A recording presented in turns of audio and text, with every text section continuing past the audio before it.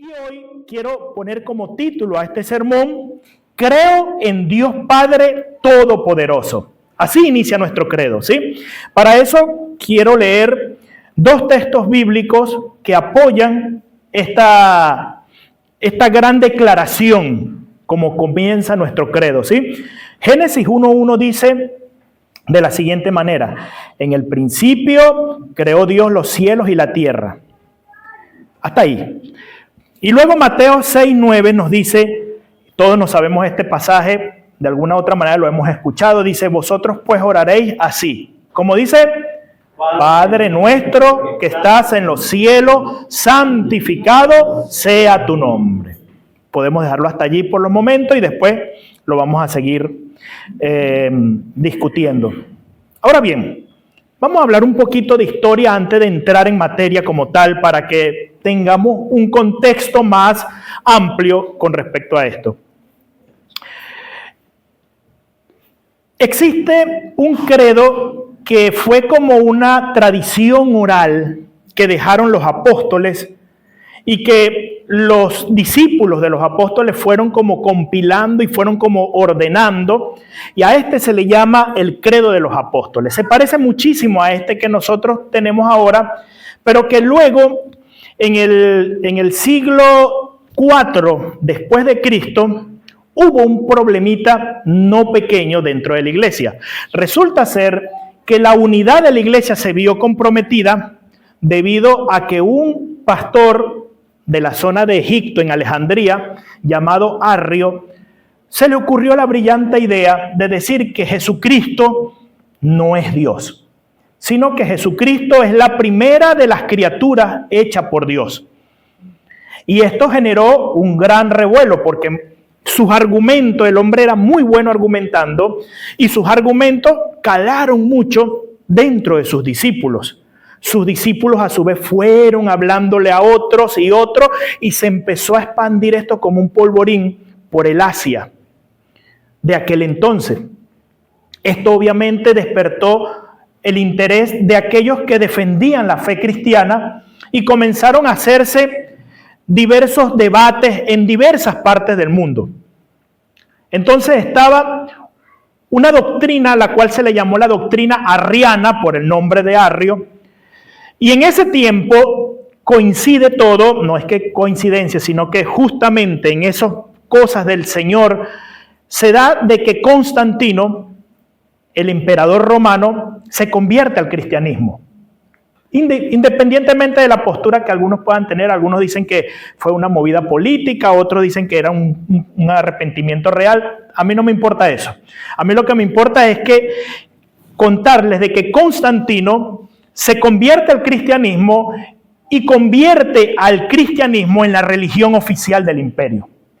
Entonces, él vio una manera de unificar su imperio aliándose con la iglesia. ¿Por qué? Porque en los primeros tres siglos de la iglesia se comenzó a expandir y a expandir de tal manera que básicamente todo el imperio había sido evangelizado y una gran parte del imperio profesaba la fe cristiana. Esto es algo maravilloso. No obstante, él cuando llega se encuentra que dentro de las filas de la iglesia hay divisiones.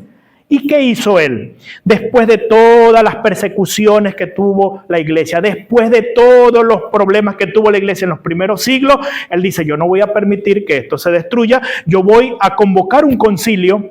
Y lo convoca justamente en una ciudad que ahora se llama Turquía, el país, pero en esa ciudad en aquel entonces se llamaba Nicea. Y convoca más de 300 obispos de distintas partes del imperio, llegaron ese día. Usted puede imaginarse en este momento, algunos de esos obispos todavía llegaron con heridas de las persecuciones. Algunos todavía llegaron cojeando quizás, o con una extremidad cortada, o con alguna herida en su rostro o en su cuerpo, por haber sido perseguidos por causa del mensaje de Cristo. Y se reúnen todos en un solo sitio, y la única cosa que los convocaba en ese momento era establecer un credo para unificar lo que creía toda la iglesia. Y ahora entonces, después de más de 40 días en ese lugar, surge lo que hoy llamamos el credo niceno. Posteriormente siguieron saliendo ciertas herejías por aquí y por allá. Cada tanto salían falsas doctrinas, lo que se llama herejías, falsas doctrinas y todo esto. Y en el mismo siglo IV, pero ya al final, en el 381, se convoca nuevamente otra reunión que se le llama concilio, y allí en una ciudad llamada Constantinopla. Y por eso se le llama credo niceno constantinopolitano. ¿Ok? Esa es la palabra rara que estaban escuchando ustedes. Porque se hizo entre Nicea y en Constantinopla.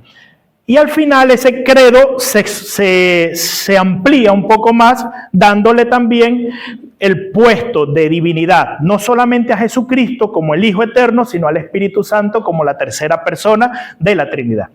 Y así nace lo que hoy nosotros llamamos el credo. Durante todos estos años, 1700 años se cumplió el año pasado, en el 325, y el año pasado fue el 2025. 1700 años se cumplieron desde que se formuló esto, y millones de cristianos alrededor del mundo han profesado esto mismo que hoy vamos a comenzar a estudiar.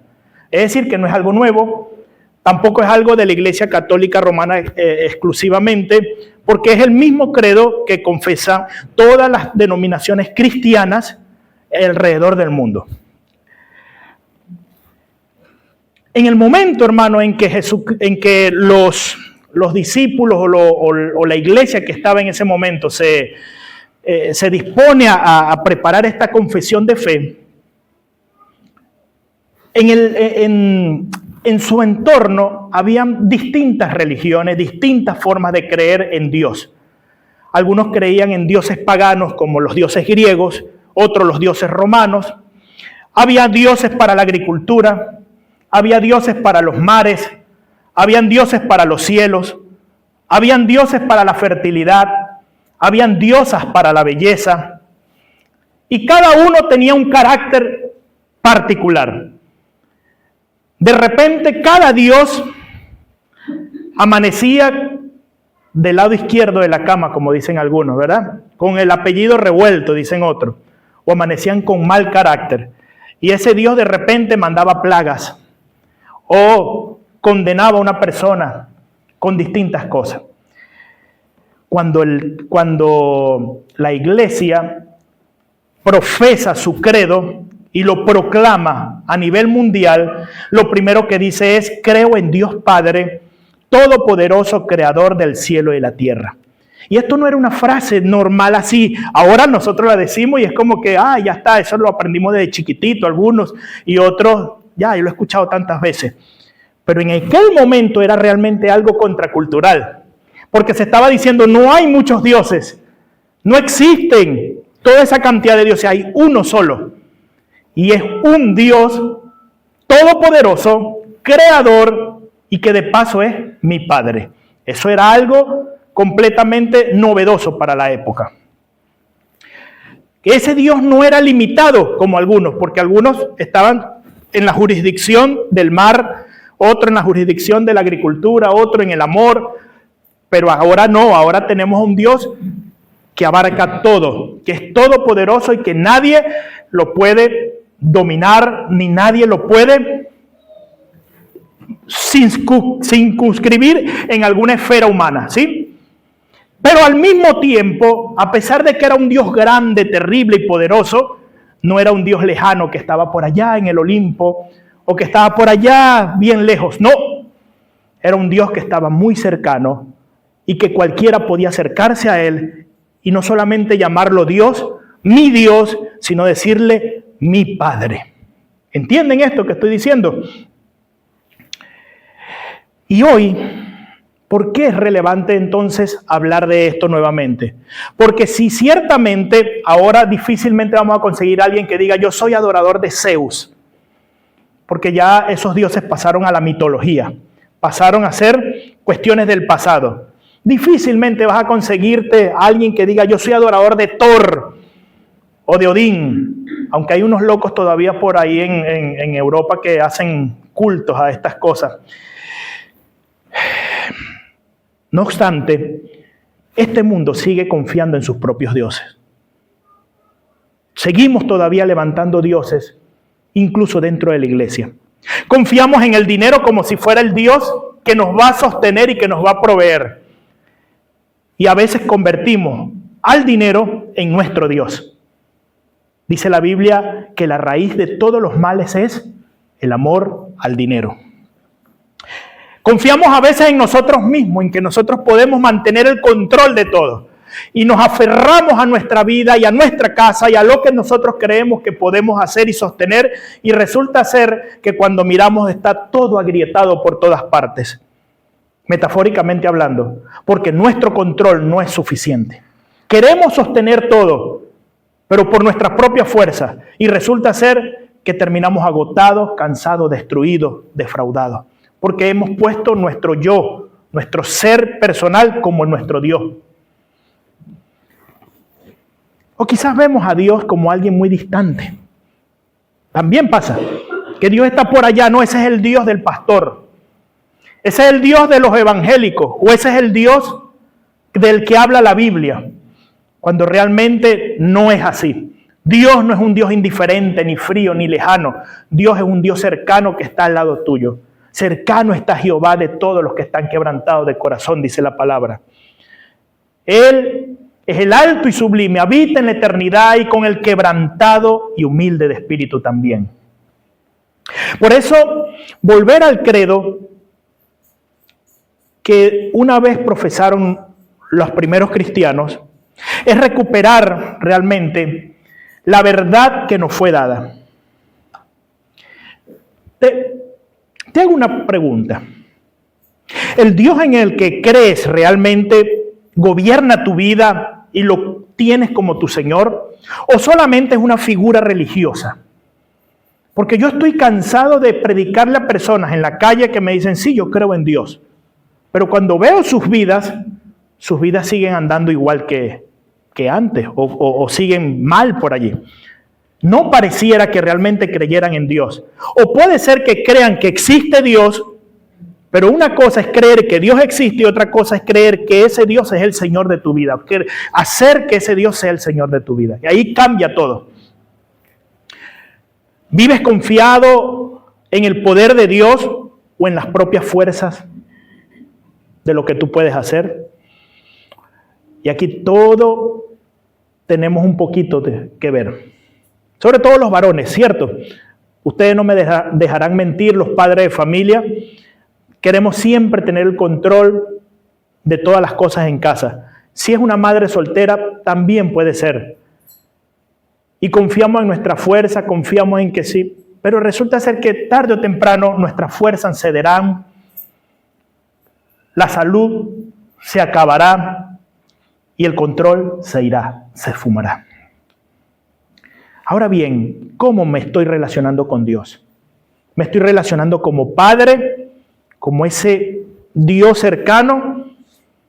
¿O capaz lo estoy viendo como ese juez malvado o inclemente o impasible que está en un trono por allá y que está con un martillo en la mano solamente esperando golpear y decir culpable? Allí es donde está la diferencia. Y quiero hablar 3 cositas nada más en este día de lo que habla este inicio del credo. Creo en Dios Padre Todopoderoso. Lo primero que quiero hablar es que Dios es el creador de todo, ¿sí?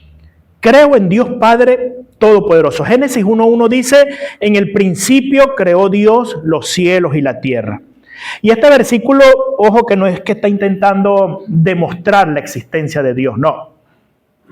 Acá en este versículo se da por sentada la existencia de Dios. Acá no hay manera no hay duda acerca de que Dios existe, ¿sí? En el principio estamos hablando de que Dios es eterno, de que Dios existe desde siempre, y eso ya lo hemos visto, no tiene origen alguno. Estamos hablando de que Dios creó todo lo que hay, y por ende todo lo que está creado depende de Él. Todo depende de Él, por ser Él mismo el creador. Estamos hablando que los cielos y la tierra son existentes debido a su amor y a su poder creativo. Todo lo que existe es del Señor. Juan 1:3 nos dice, todas las cosas por Él fueron hechas, y sin Él nada de lo que ha sido hecho fue hecho. Colosenses 1:16 también nos dice de una manera hermosa, porque en Él fueron creadas todas las cosas, las que hay en los cielos y en la tierra, visibles e invisibles, sean tronos, sean dominios, sean principados, sean potestades, todo, absolutamente todo fue creado por medio de Él y para Él. Qué cosa más maravillosa. Él es el Padre Creador. Hebreos 11:3 nos dice algo hermoso también cuando dice, por la fe entendemos haber sido constituido el universo por la palabra de Dios. De modo de que todo lo que se ve fue hecho de lo que no se veía. Aquí hay un concepto de esas palabras rimbombantes que a veces les suelto así que se les olvida al ratito, que es la creatio ex nihilo, que quiere decir la creación de la nada. Todo lo que hay se creó de la nada.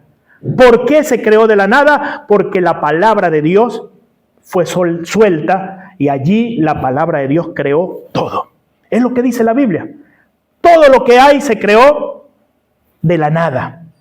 Y lo que se ve de lo que no se veía. Ahora bien, hermano, ¿entonces qué? ¿Entonces qué? Si Dios es el creador, es ese tremendo ser poderoso, ¿qué conmigo? ¿Qué contigo, hermano? Tu vida, en primer lugar, no es un accidente. Tu vida no puede ser accidente. Ya no existe esa cuestión de que había un caldo de cultivo nutritivo en donde un rayo activó algo allí y sale una célula, un organismo unicelular que luego se convierte en células eucariotas y luego procariota en un organismo múltiple o pluricelulares. Ya no es que un artrópodo se convierte en un pececito que luego se convierte en una lagartija y que sale a la superficie y respira aire y que esa lagartija se convierte en un mamífero y el mamífero en un mono y el mono... Bueno, hay personas que nos parecemos a veces un poquito a los monos, pero no existe cosa tal como la evolución. Es un propósito lo que Dios tiene con tu vida. Tu vida no es producto de la evolución y ciertamente evolucionamos en ciertas cosas. Lo que antes había ya es poco alante de lo que sé ahora. En eso evolucionamos. Pero cosa tal como que en millones de años un organismo unicelular se convierte en una persona pensante como tal. No existe cosa tal como que yo levanto la mano y caiga un libro hecho en mi mano sin nada. Hay un diseño original, hay un propósito. Hay propósito en tu vida. Si Dios es el creador del cielo y de la tierra, tu vida no puede estar en la nada. Tu vida no puede estar sin propósito. Cristo te puede dar propósito. Te tengo la noticia hoy maravillosa. En Cristo vos tenés propósito. Y tu propósito es eterno. Amén. Pero también me dice esto de que si Cristo es el creador, yo no soy dueño absoluto de nada. Él es el dueño absoluto de todo. Así que eso me deja tranquilidad, aunque mueve un poquito el tema del control en mi vida. Porque yo tengo que soltar el mando y dejar que sea el Señor quien patronee ese barco. Yo puedo quedarme tranquilamente en la proa descansando cuando sé que el patrón está allí en la popa manejando y dirigiendo la canoa, dirigiendo el barco. Amén. Esto confronta tremendamente el orgullo moderno. Yo hago mi destino. Yo creo lo que voy a hacer. Cristo destinó tu vida. Cristo planificó tu vida. Cristo te dio propósito. En Cristo vas a poder encontrar el propósito de tu vida. Es así. En segundo lugar, algo que nos dice esta declaración: Dios es todopoderoso. Es creador pero también es todopoderoso. Jeremías 32:17 dice: oh Señor Jehová, he aquí que tú hiciste el cielo y la tierra con tu gran poder, y con tu brazo extendido, ni hay nada que sea difícil para ti. Todopoderoso no es algo decorativo en este caso. Es lo que define su esencia, su ser, todopoderoso. Pero al mismo tiempo, el que Él sea todopoderoso no quiere decir, y muchos pueden entender mal esto, que Dios sea arbitrario a la hora de hacer sus cosas. Recuérdense que Él es amor, es justo, es paz, es misericordioso. Así que Él no choca, ni se choca con sus atributos o con sus perfecciones.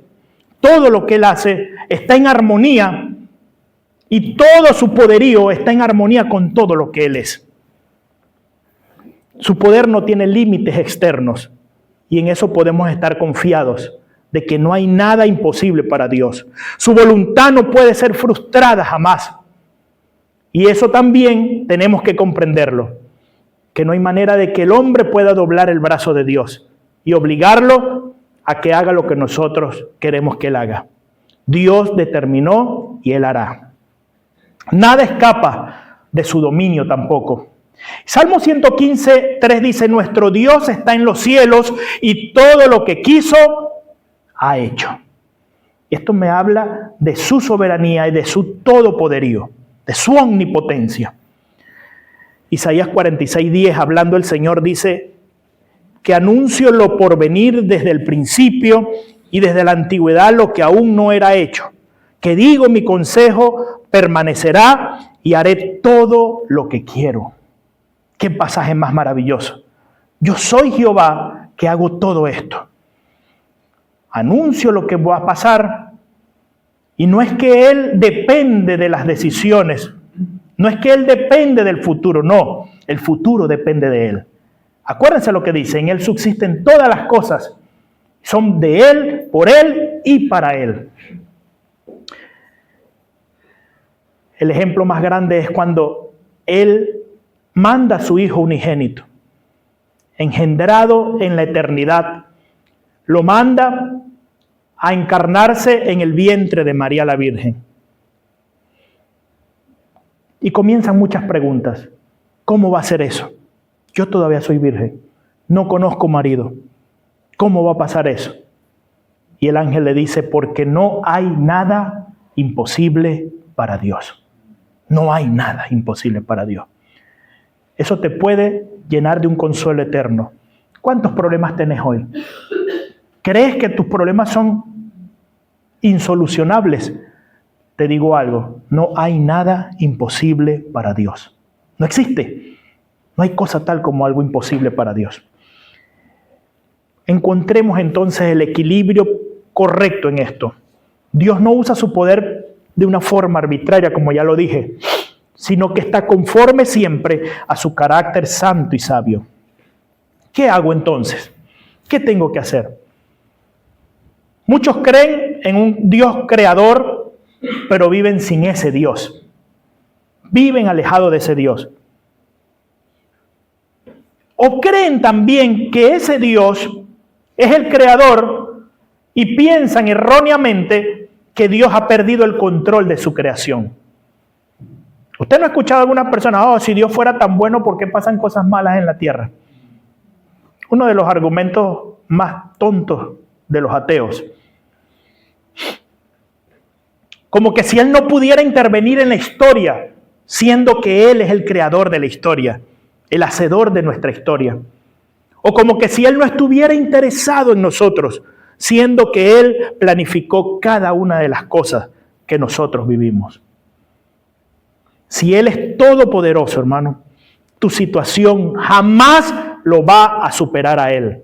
Tu pecado jamás va a ser más grande que Él. Tu iniquidad jamás va a vencer al Dios que venció la iniquidad en la cruz del Calvario. Te lo puedo asegurar. Tu problema es chico, es infinitesimalmente más pequeño que el Dios todopoderoso, infinito, en amor, en gracia y en verdad. En tercer lugar, Ya hablamos de que Dios es creador, de que Dios es todopoderoso, pero algo mucho más lindo acá. Dios es Padre. Dios es Padre. El Padre nuestro comienza así. Cuando vosotros oréis, orad de esta manera. Padre nuestro que estás en los cielos, santificado sea tu nombre.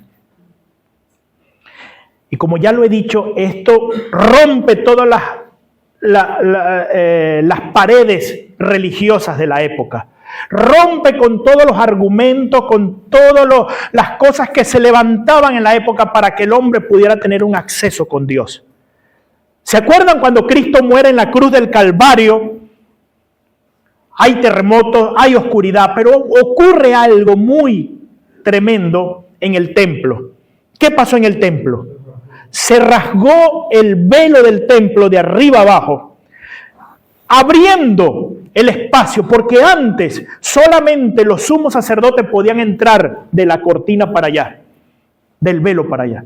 Pero cuando Cristo dice consumado es, se rasga el velo y dice ahora hay acceso al lugar santísimo. No hace falta un sacerdote, no hace falta un pastor, no hace falta que alguien superdotado espiritualmente te lleve a la presencia de Dios. No. Se le acaba quizás el kiosco a los que venden la fe diciendo, ven que yo soy el que te puede bendecir. Yo soy el que te puede ayudar. Es Cristo nuestro sumo sacerdote por siempre. Nuestro sumo sacerdote según el orden de Melquisedec, dice más adelante, porque es rey y es sacerdote. Y aquí el sermón va a alcanzar su punto más personal, porque quizás es un poco abstracto ver la imagen de un Dios todopoderoso o un Dios creador. Pero cuando hablamos de Dios Padre, allí sí podemos relacionarlo, porque todos tuvimos padre. El gran problemita de todo esto es que a veces queremos ver a Dios bajo la óptica de la paternidad que tuvimos. Queremos ver a Dios bajo la óptica del padre que tuvimos en nuestra casa. Y resulta ser que el padre que tuvimos en nuestra casa es imperfecto. Se equivocó muchas veces. Algunos pueden decir, yo no conocía a mi papá.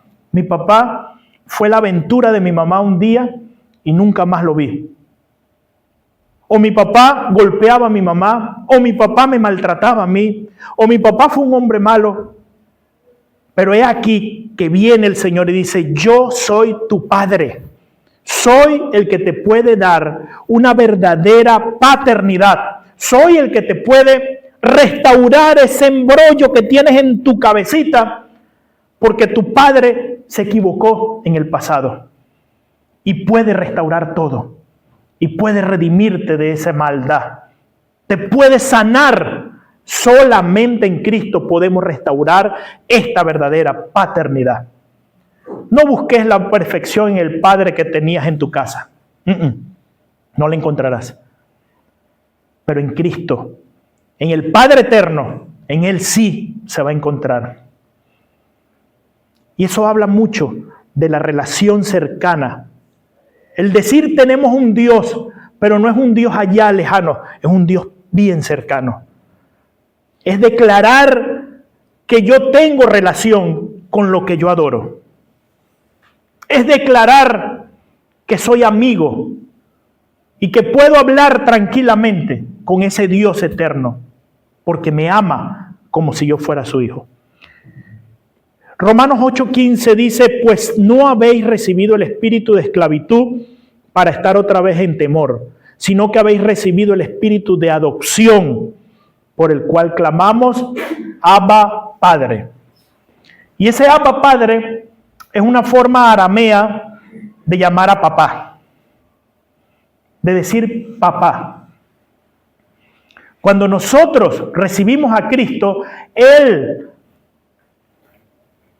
¿Cuántos problemas hacemos hoy en día para poder adoptar? Muchísimos, ¿verdad? Bueno, no, en aquel momento tampoco era tan fácil. Cristo tuvo que morir por nosotros para poder entregarnos la adopción, para que nosotros pudiéramos ser adoptados y poder llegar con confianza delante del Señor y decirle, tú eres mi papá. Me encantan cuando en la oración algunas personas pueden llegar a tener tanta intimidad con el Señor y le dicen papá, le dicen papito. No estoy hablando de una oración irreverente, ¿no? Estoy hablando de una oración que sale de aquí, del amor, y que le puede decir con confianza al Señor, tú eres mi papá, tú eres mi papito. Gálatas 4:6 dice, y por cuanto sois hijos, Dios envió a vuestros corazones el espíritu de su Hijo, el cual clama, Abba, Padre. Desde lo más profundo de nuestro corazón está ese clamor. Y el Espíritu Santo nos enseña a orar de esta manera. Como el Padre se compadece de los hijos, se compadece Jehová de los que le temen, dice la Biblia. Él es Padre. Y sí, yo sé que no todos tuvieron buena experiencia con un Padre terrenal.